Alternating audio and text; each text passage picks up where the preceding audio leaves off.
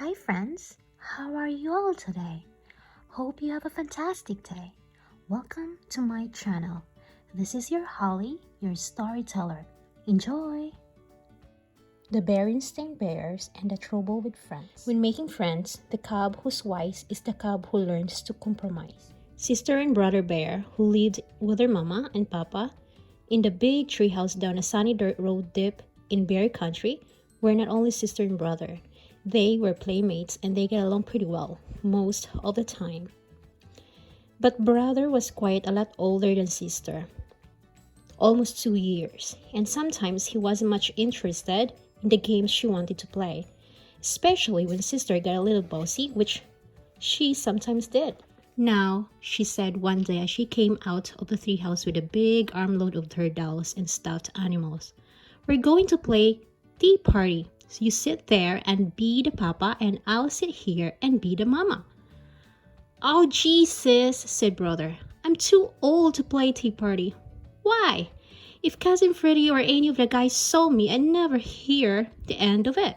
Why don't you find somebody your own age to play tea party with? Besides, I have a day to go skateboarding with Freddie." And off he zoomed, leaving sister all by her lonesome. "All right for you," she shouted. "Oh dear," said Mama, who was watching from the treehouse window. "There goes brother off to play with Freddie again. I do wish sister had somebody her own age to play with." "What about her school friends?" asked Papa, joining her at the window. "They all live too far away," said Mama, as she watched lonesome sister pick up her trusty jump rope and start jumping with a friendly frog. Soon a butterfly joined in. "She has her forest friends and frogs and butterflies to play with," said Papa. "Frogs and butterflies are all very well," said Mama, "but they're not the same as having a cub friend for your own age." That's when Mama saw the moving truck out of the corner of her eye. "Look," she said, "a new family moving into the empty treehouse down the road. It certainly would be nice if they had a cub sister's age." Sister saw the truck too, and the car following it. "Somebody moving into the empty treehouse," she said. "I wonder if they have any cubs." And off she skipped down the road to investigate. The truck stopped at the empty house, and the moving bears began to unload it. The car pulled in behind the truck, and the new family got out. There was a mama, a papa, and a little girl cub just about sister's age. Sister could hardly believe her good luck. Just what she needed: a little girl cub to jump rope, play tea party, and house in school, and have all kinds of cub fun with. She could hardly wait to say hello. She skipped over and introduced herself. "Hi, I'm Sister Bear. I'm 6 years old and I live just down the road." "Hi," said the new cub. "I'm Lizzie Bruin and this is my mama and papa, Mr. and Mrs. Bruin. I'm 6 years old too. May I try your jump rope? I can do red hot pepper." And could she ever? Lizzie Bruin was the fastest rope jumper sister had ever seen. "I can jump to 1,000, said sister. "I can do 1,001, said Lizzie, returning the rope. 1,002, snapped sister. Well, just see about that. Let's have a jump off here and now," said sister. "Let's not, and say we did," said Lizzie.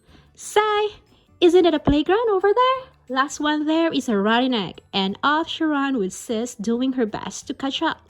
"Well," said Mama, who had been watching from the window, "the new cub certainly is a lively little thing. She may be just what sister needs." Sister and Lizzie had quite an afternoon. They climbed to the top of the jungle gym, rode the seesaw, and pushed each other on the swings.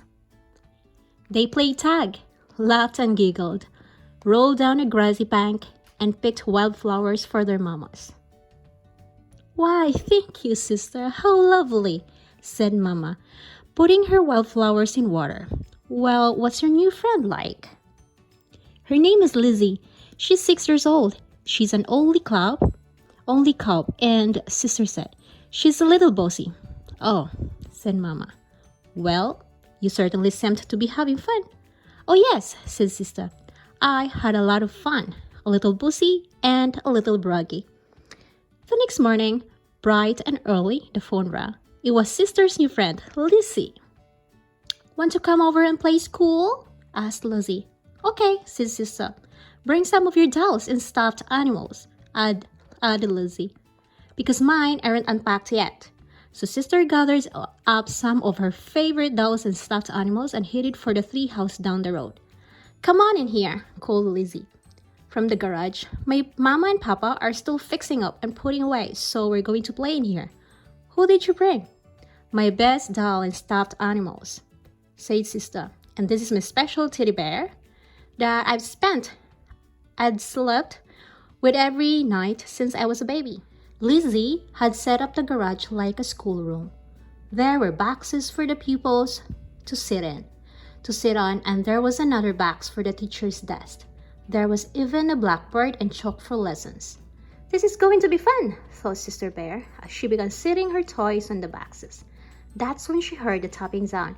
It was Lizzie tapping on the desk. She had a pretend pointer in one hand and a piece of chalk in the other. Please be seated, sister.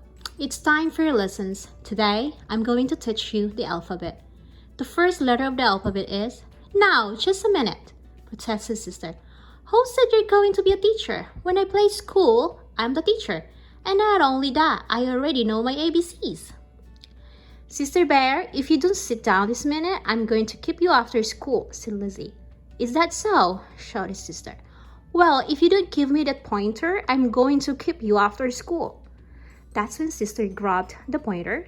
Soon they were rolling around on the floor wrestling for the pointer, which broke in two. Now, look what you did, shouted Lizzie. You broke my best pointer. I'm not going to play with you ever again, shouted sister, gathering up her toys. I'm going to make my dolls and go home. I'm going to take my dolls and go home. Sister's mad, and I'm glad, shouted Lizzie as sister marched out of the garage. Lizzie in a tizzy, sister shouted back. Back so soon? Asked Mama when sister returned looking like a storm cloud.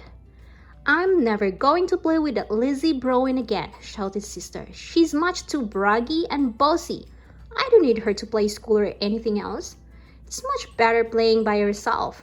When you play by yourself, you can do what you want, when you want, without having to worry about that Lizzie Browen. That's true, said Mama in a quiet voice. Of course, there are some things you really can do very well by yourself. Like what? Asked sister. You'd have a pretty hard time pushing yourself on a swing, said Mama, and I'd like to see you ride a seesaw by yourself. Most games like hopscotch and jackstick take at least two to play, and it certainly is nice to have someone to laugh and giggle with. Maybe so, said sister, but Lizzie is much too braggy and bossy. Why does she have to be the teacher when we play school? It seems to me, said Mama, taking sister on her lap, that Lizzie isn't the only cub that's braggy and bossy sometimes, and, of course, there's one thing you can do much better by yourself. What's that, Mama? Be lonesome, said Mama quietly, and that's when somebody knocked on the door. It was Lizzie, and she was carrying sister's teddy. When sister took all her dolls and went home, she forgot her teddy, she said. And, well, I knew it was her special favorite that she slept with since she was a baby, and I thought she might miss it. Why, thank you, Lizzie, said Mama. That was very thoughtful of you. Thank you very much, said sister, hugging her teddy. And you can be teacher if you want to, said Lizzie.